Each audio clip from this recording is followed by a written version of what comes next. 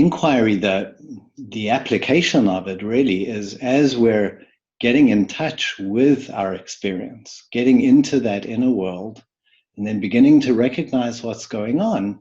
In inquiry, we get interested in it. We get curious about it. Like, what's making that happen? How come I'm having that reaction, or right, or this love? What is this love that kind of comes up in me?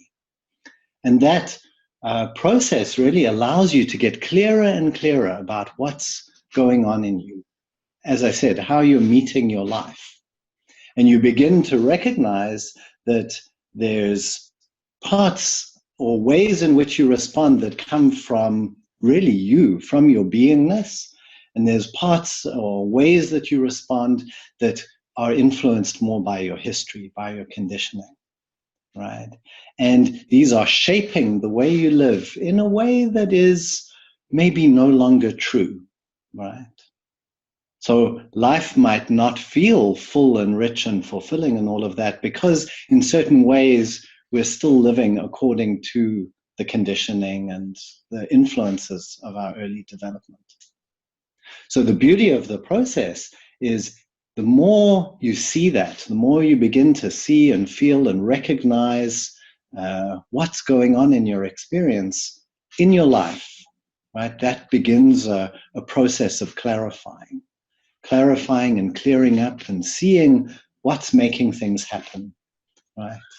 And in time, that allows this wonderful nature, this true nature that we are, to become more and more free, right? Less and less constrained by the ideas and reactions and the way in which some part of us still responds as if we were a little kid in some way. Part of the beauty of inquiry is that every experience that you can have, everything that can arise, from the little kid to the kind of angry, frustrated parts, or the hateful parts, or the hurt parts of us, right? As well as the ecstatic and wonderful and the amazing and kind and loving and, you know, all of it. So inquiry is just open to everything. It has a kind of freedom that invites every possible experience. Well, not every possible experience, but every experience that's actually there, right? Allows us to kind of open into it, move into it, and find out what's really true there, what's going on.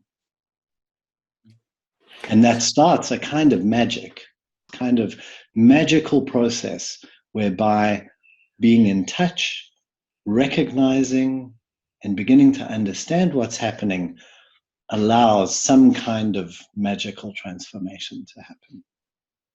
The magic comes from the immediate contact with your experience. It's not an academic or theoretical exercise. Like, you're in it, you're having it, you're feeling the feelings, you're sensing the sensations in your body. It's all live, right?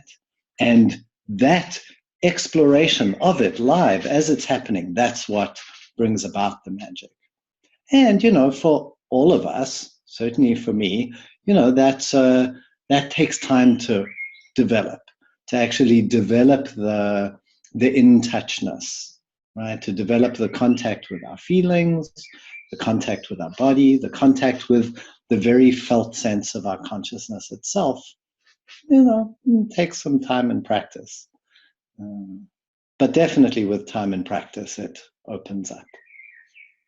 It's like when you're watching, you're looking at something underwater and you've been following some kind of fish around and you see where it goes and it goes there and it goes there.